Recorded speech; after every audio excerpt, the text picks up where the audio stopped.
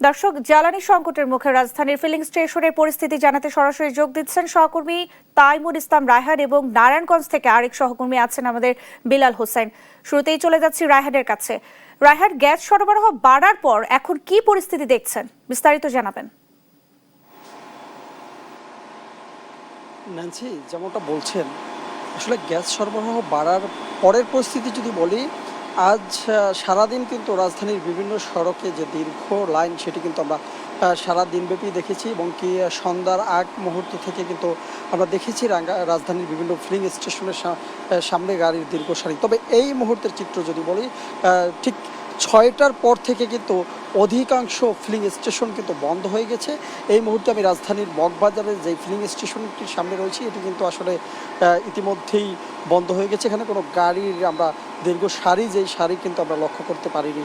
আমি যদি একটু বলি যে এই যে দীর্ঘদিন ধরে রাজধানী সহ সারা দেশে যেই গ্যাস সংকট তীব্রতা দেখা গেছে, এর ফলে কিন্তু আমরা বিভিন্ন যেই গাড়ি চালক রয়েছে তাদের সাথে কথা বলেছি। তারা কিন্তু বারবার একটি কথাই বলেছেন, তারা যে এই সংকটের কারণে যে তাদের যে ভোগান্তি, সেই ভোগান্তি কিন্তু আসলে তাদের কোনো শেষ নেই। গ্যাস সরবরাহ বাড়ার পরও কিন্তু এই ভোগান্তি তাদের আজকে সারা দিনব্যাপী পোহাতে হচ্ছে।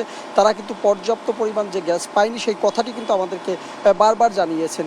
যদি বলি ফিলিং স্টেশনগুলো এই যে সন্ধ্যা 6টার পর বন্ধ করে দেওয়ার একটা কারণ হচ্ছে, এই যে ফিলিং স্টেশন কর্তৃপক্ষের সাথে আমরা কথা বলেছি, তারা কিন্তু বারবার বলছিলেন যে তারা এই যে গ্যাস সংকটের কারণে পর্যাপ্ত গ্যাস না থাকায় তাদের কিন্তু নির্দিষ্ট একটা সময়ের পর এই স্টেশনটিকে তাদের বন্ধ করে দিতে হয়। আবার যখন তারা এই গ্যাস সরবরাহ শুরু হবে, তখন কিন্তু আবার তারা গ্যাসটি গ্রাহকের কাছে পৌঁছে দিতে পারবেন।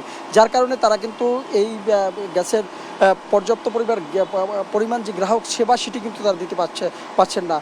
তারপরে সকাল নাগাদ যখন এই গ্যাস সরবরাহ চালু হয়, প্রতিদিনের চিত্র এই যে স্টেশন কর্তৃপক্ষ তারা কিন্তু বলেছেন একই চিত্র দীর্ঘদিন ধরে তারা কিন্তু দেখে আসছেন, এবং কি প্রতিদিন তারা এই যে পরিস্থিতি সামাল দিতে একের অধিক যে তাদের যে কর্মচারী আগে যে ছিল তার থেকে বেশি কর্মচারী নিয়োগ করে কিন্তু এই পরিস্থিতি তাদের সামাল দিতে হয়, সেই কথাটি বলছেন। তবে তারা স্পষ্টভাবে বলছেন গ্যাস সরবরাহ করা পর্যাপ্ত বাড়ালেও কিন্তু এখন পর্যন্ত তারা পর্যাপ্ত পরিমাণ গ্যাস পায়নি, যার কারণে ফিলিং স্টেশনগুলো এখনও বন্ধ রয়েছে। তো এখন পর্যন্ত সমস্যা তাদের সমাধান হয়নি, এই কথাটি কিন্তু বারবার বলছিলেন। তো আমরা এখন চলে যাচ্ছি নারায়ণগঞ্জে, সেখানে রয়েছেন আমাদের সহকর্মী বিল্লাল হোসেন। বিল্লাল, জানাবেন নারায়ণগঞ্জের পরিস্থিতি। দেখুন, গত টানা 25 দিন এই গ্যাসের সংকটের পর কিন্তু এখন যেটি আসলে এলএনজি সরবরাহ সেটি চালু হওয়ার কারণে গতকাল রাত থেকে কিন্তু যানবাহনের যে গ্যাসের সংকট সেটি কিছুটা সমাধান হয়েছে, এবং যানবাহনের যে দীর্ঘ সারি এতদিন ছিল সেটি কিন্তু নারায়ণগঞ্জে আস্তে আস্তে কমতে শুরু করেছে। তবে যেটি আসলে বড় করে আবার শঙ্কার কারণ হয়ে দাঁড়িয়েছে সেটি হচ্ছে আবাসিক গ্যাস, যেটি আসলে যা রান্নার কাজে ব্যবহৃত হয়, সেই গ্যাসের সংকটে কিন্তু নারায়ণগঞ্জের প্রতিটা পাড়া মহল্লার জনগণ কিন্তু একেবারে হাহাকার অবস্থায় আছেন। জনগণ কিন্তু গ্যাসের যে সংকট, সেজন্য তারা রান্না করতে পারছেন না, নানান কথা কিন্তু তারা বলছেন। আপনাকে জানাতে চাই যে এই সিএনজি স্টেশনটিতে গত টানা কয়েকদিন আমরা দীর্ঘ যানবাহনের যে সারি সেটি কিন্তু দেখেছি। তবে এখন কিছুটা কমতে শুরু করেছে, এবং সিএনজি স্টেশনের যারা কর্মকর্তা রয়েছেন এবং কর্মচারী রয়েছেন তারা বলছেন যে আগের তুলনায় গ্যাসের সরবরাহ অনেকটা বেড়েছে, এবং যানবাহনের চালকদেরও ভোগান্তি অনেকটা কমেছে।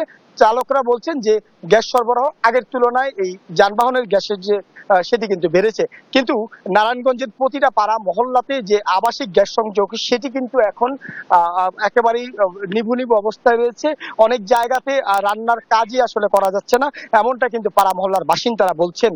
একই সঙ্গে আপনি জানেন যে নারায়ণগঞ্জ শিল্প অঞ্চল, এই শিল্প অঞ্চলের যে গ্যাস, সেই গ্যাস দিয়ে আসলে রপ্তানিমুখী যে পণ্য, সেই পণ্যের ডাইং থেকে শুরু করে নানান কাজে ব্যবহৃত করা হয়। ফলে এই গ্যাস সংকটের কারণে উৎপাদনও অনেকটাই ব্যাহত হচ্ছে, উৎপাদন অনেক কারখানায় কমে এসেছে, এমনটা কিন্তু বিকেএমইর পক্ষ থেকে বিকেএমইর সভাপতি মোহাম্মদ হাতেম আমাদেরকে গত কয়েকদিন ধরেই জানিয়ে আসছেন।